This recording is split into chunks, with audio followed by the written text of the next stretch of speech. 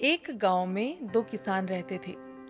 दोनों के पास थोड़ी थोड़ी जमीन थी, जिस पर खेती बाड़ी कर कर वे अपने परिवार का पालन पोषण कर रहे थे।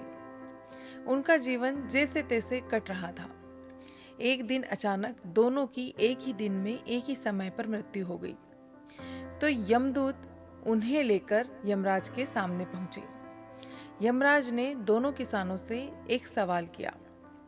पहले एक किसान से किया कि इस जीवन में क्या कमी रह गई थी, तुम मुझे बताओ, तो मैं तुम्हें दूसरा जीवन उस कमी को दूर करता हुआ दूं।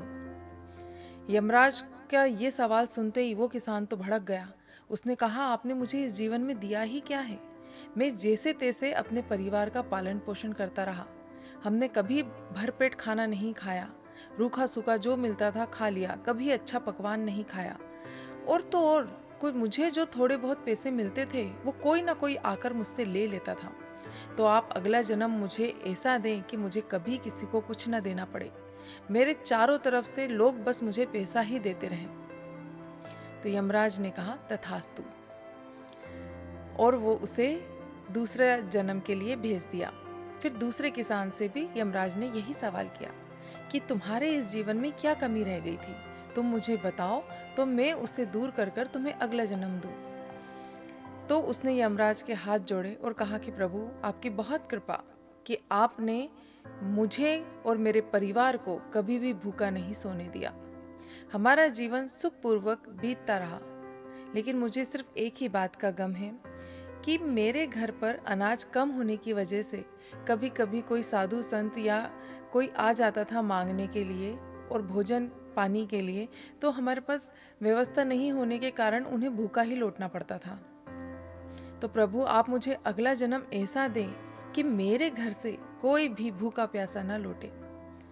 तो यमराज ने कहा, तथास्तु, और उसे भी अगले जन्म के लिए भेज दिया।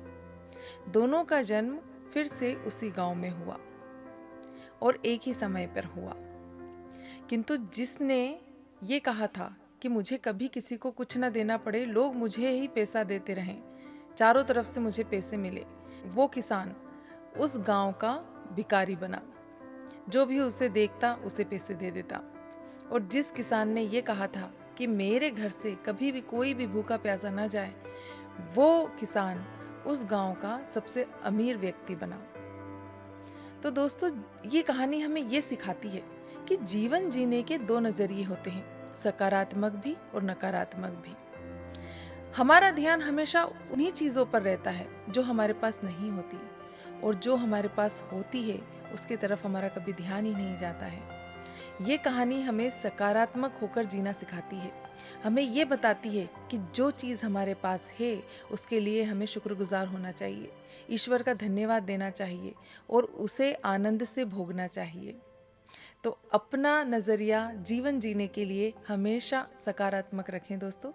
कहानी अगर पसंद आई हो तो प्लीज़ इसे लाइक शेयर करना ना भूलें, और अगर अभी तक चैनल को सब्सक्राइब नहीं किया है तो जल्दी से कर लीजिए, ताकि ऐसी ही मज़ेदार कहानियाँ आप सुनते रहें।